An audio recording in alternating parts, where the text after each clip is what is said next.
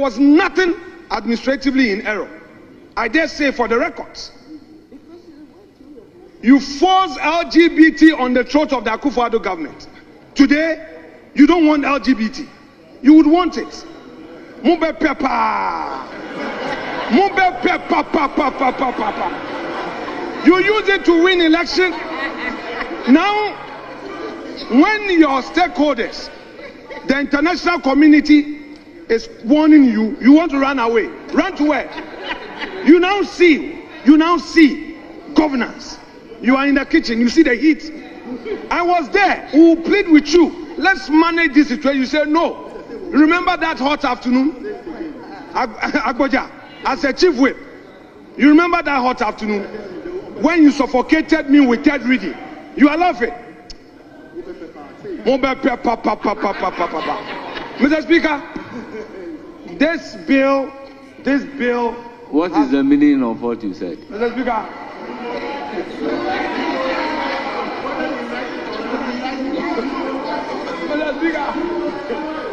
Therefore, Blakk Rasta pilot Nina Efa LGBTQ bill. So back last year 2024. Ebra bill no for parliament approve ye. Omodo koma then president Nana Addo Dankwa Akufo-Addo say on sign. One sign that copy so free abayemo. His Excellency John Dramani Mahama abay was all sign on yen sign. When a Blakk Rasta pilot akika bi akire NDC abay. Ni na ne say Blakk Rasta or say bill no abay bi en ho obeba obesign. Di obesign bill no eye Chief Imam and I say Prophet Daniel Obinim. All of the thing say Chief Imam and Daniel Obinim because also omo religious leaders. But apart from omo, enya dia aban dia besign because of fear, almost true because of sika yenya free IMF ne World Bank home. So omo mistake esan like I'm hope chiro. So therefore when I'm a Blakk Rasta pilot, I want to be a NDC ne Yaman Penny John Dramani Mahama. So therefore Blakk Rasta den send be na account. So my person be come. Ni akoti nsem a Blakk Rasta ekafa LGBTQ bill no embra. Aha. Aya Zinga TV.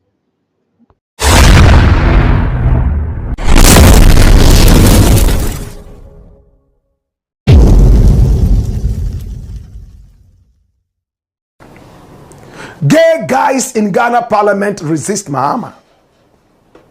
Are there gays in Ghana? Are you sure? Because the laws of Ghana say that homosexuality in this country is a crime. You can't be gay in Ghana. Because of that, a lot of guys have taken advantage of this, ran to the American embassy and told stories at the embassy that they are gay. And for that matter, they need to relocate to America where they can practice their homosexuality in peace. The American embassy has been able to investigate a few of them, and they realized that they were nowhere near gays. People have told funny stories about this act. And most of them you just have to laugh over. There's one story that says a guy ran to the American embassy showing pictures of him and his gay partner in the act. And then he told the American embassy that some of the pictures leaked. And for that matter, he was being chased. They wanted to slaughter him. Quickly, they asked him for his gay partner. He didn't know they were going to invite the gay partner. Who is this person? Who is that person? They got the contact of the person. And then when the person came, they asked, this is what this person says. Is it true? And This guy too wanted to go to America. He said, yes, it's true. So they put them in the same room, observing them to see what they would do. They were never close to each other. And if one mistakenly touched the other, this is a Zinga TV. You could see how angry they got. My brother, my sister. And the rest of the story cannot be told. My brother, my sister, Africans will do anything to go to America. Anything to go to England. We are looking up to the day that our country would also be this hot that we wouldn't need to pretend we are gays and lesbians before we are accepted in some countries. If you like what I'm saying, say more fire. There's a guy who has been fighting homosexuality in Ghana. He's also a lawyer. Moses Fuamonim. This is the gentleman. In fact, he is an in-law to Sarkodie. He's a lawyer. Now Moses Fuamonim is a sports enthusiast. In my days, I used to see him on TV talking boxing. And he made me love boxing until I realized that it's a useless, stupid sport. A sport that is just out there to terrorize people. It's a sadist sport. And I kicked it out. This is Moses Fuamonim. Moses Fuamonim is saying that the new bill, or the bill that is supposed to be brought back into parliament, the so-called anti-gay bill in Ghana, there are some gays in the Ghanaian parliament that are fighting against it. And they will frustrate Mahama. And that bill will never be passed. When I saw it today, I smiled. Watch this. Anti-LGBTQI plus bill. Some MPs involved in same-sex activities. For Amoni alleges. Listen. Anti-LGBTQI plus bill. Some MPs involved in same-sex activities. For Amoni alleges. Okay, run it. Private legal practitioner and executive secretary of the National Coalition for Proper Human Sexual Rights and Family Values, Moses Fuamonim, has asserted that the controversial anti-LGBTQI plus bill faces severe obstacles, including resistance from sitting members of parliament allegedly involved in same-sex activities. Now, according to a report by RainbowRadioOnline.com on October the 23rd, that's today, 2025, Fuamonim criticized the ruling NDC for what he termed a breach of public trust, accusing the party of shifting its position on the legislation for political gain. According to him, the NDC, while in opposition, alleged to pass, yes, in fact, opposition had pledged to pass the Human Sexual Rights and Family Values Bill and ensure presidential assent, capitalizing on former President Akufo-Addo's refusal to sign the previous version. Okay? He characterized recent remarks by Majority Leader Mahama Ayariga, who claimed on October the 22nd, as yesterday, that reintroducing the bill was unnecessary as it had already been passed, as a profound insult to Ghanaians. Dash it away. My brother, my sister, I'm not going to bore you with too much talk. We all saw the American vice president, sitting vice president, a female, come into our country and tell us in the face that she doesn't care what we think about LGBTQI plus activities. Where she comes from, it is a human rights issue and we should take it or leave it. Did we all hear? And Nana Addo said, don't worry about that bill. It will finally come on my table for my signature. Just sit back and watch how I'll deal with it. And true to his words, when they passed it in parliament and brought it to him to assent his signature. He pussyfooted and waited until he got out of power, and that thing was not signed. Mahama was in opposition, was also shouting, hey, hey, hey, hey, gay, gay, gay, gay. Now he's in power. Everywhere is quiet.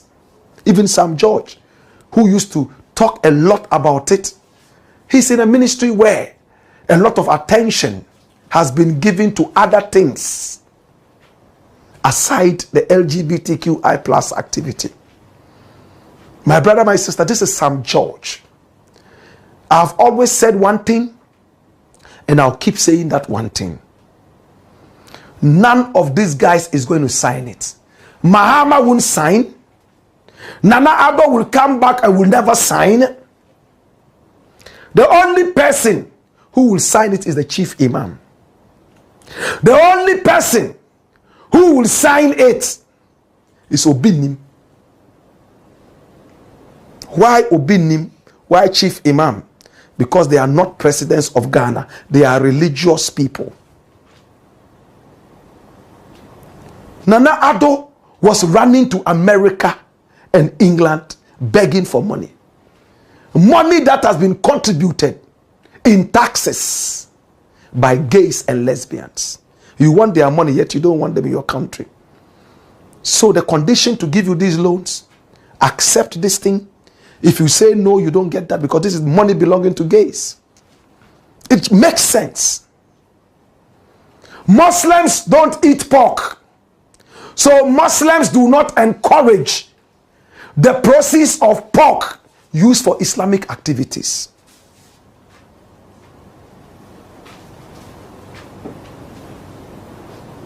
My brother, my sister, as long as you don't like homosexual activities, don't be seen to be benefiting from these activities.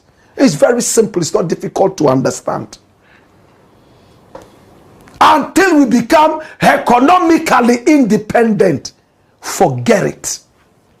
The countries we go to, asking them to give us money, these are the same countries that have legalized this homosexuality and homosexual acts.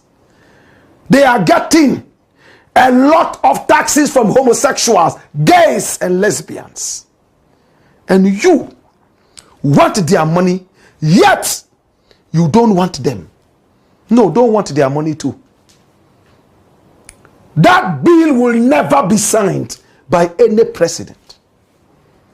It's only people like Alassane Ouattara, I beg your pardon, that guy in Burkina Faso. They are those who will sign that. Ibrahim Traore. Uganda can sign because that guy has fallen out with everybody in the West. They hate him. So he can go ahead and sign. He won't go to them asking for anything. In fact, I am glad that this is happening. Why am I happy that the West is terrorizing Africa with LGBTQI+? It will help us to be independent, economic independence.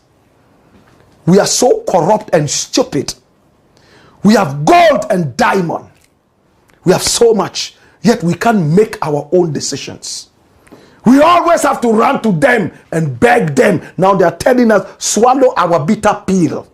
When you swallow that, then we give you. Then temaka tumamanje. My brother, my sister, it's sad, but I am happy. Anytime the West has to give us some kind of conditions, strings all over the place attached to whatever they give to us. A sensible leader will say, enough of this nonsense. We're going to stand on our 2 feet and we will decide what is good for our own people, our culture, and our heritage. Can these people go to Saudi Arabia and tell them to accept homosexuality? Can they try it? Can they go to Dubai and do that? The emissary sent from America to go and talk about homosexuality, they will take off your head, parcel it nicely, and send it back to Trump as a Christmas gift. My brother, Kwame Nkrumah told us one thing, and I will end on that. He said, until we are economically independent, we are not fit to call ourselves independent. Please subscribe, comment, and share. He said for more the content. independence of Ghana is meaningless unless it is linked up with the freedoms and independence of all African nations. If Ghana alone is economically independent, it's nothing. All other African countries are going to rush here. They will make that economic independence useless. We all have to be linked in our freedom. What is the OAU doing now, called AU? Can we come together, trade amongst ourselves, build our own banks, and help each other to grow? If the answer is yes, then that is the beginning of our freedom.